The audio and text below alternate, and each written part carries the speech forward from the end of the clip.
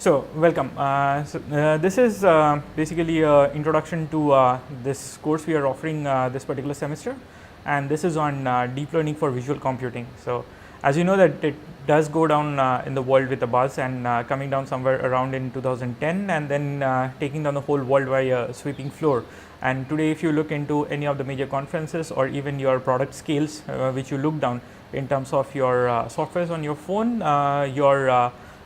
voice assistants, then your camera which has a smile detector and as well as your indicators for good group fee and selfie photographs. They are all something which make use of a lot of these advances in the field of deep learning, and we are specifically going to speak about deep learning for visual computing purposes, which is what deals with images as such. So, like going down by where the history started, it was somewhere around in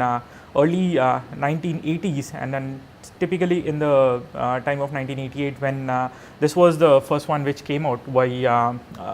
LeCun and called as LeNet. So, this is the first version of what's called as the convolutional neural network, and this is what was used at that point of time by the National Institute of Standards and Technology in the US for actually creating an algorithm which is view agnostic, writer agnostic, in order to identify digits, and eventually that does have an extension on to identify handwritten English alphabets itself. And the challenge is what is called as the MNIST challenge. So, over a long period of time this was there in the community, but then in 1988 is when Jan LeCun from the New York University actually came up with the first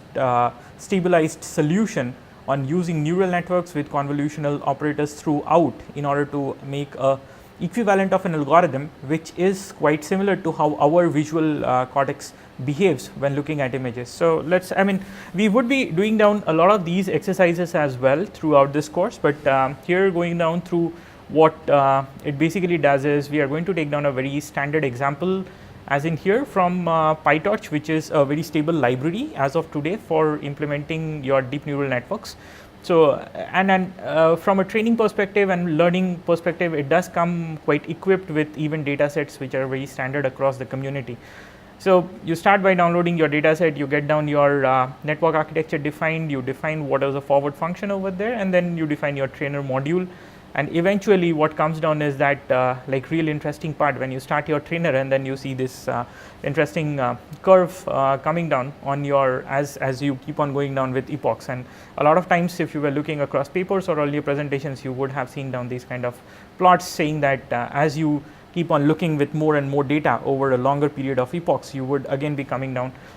to a point where your loss decreases and your accuracy increases. So, here you can see that your accuracy and on the test side as you keep on training it with just 10 epochs has gone down to a point of close to 80%, and that's massive. And given the fact that it did start initially with an accuracy of just merely 13%. So, you saw that showing the same amount of data 10 times to it and building an architecture data flow pipeline which is really intelligent,